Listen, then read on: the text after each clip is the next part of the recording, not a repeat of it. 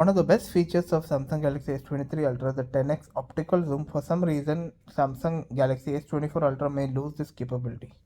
The S23 Ultra flaunts a quad camera setup on the back with a 200 megapixel primary, 12 megapixel ultrawide, and 10 megapixel telephoto with 3x and 10 megapixel periscope with 10x optical zoom.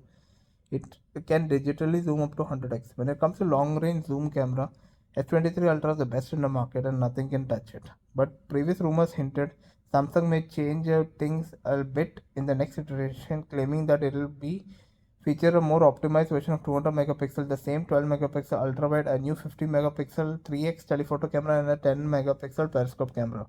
It now seems you will get a periscope unit with a lower zoom range than S23 Ultra. Reliable leaker Ice Universe has tweeted and then deleted a post saying that S24 Ultra will not get a 10x optical zoom, rather it will get a 5x optical zoom.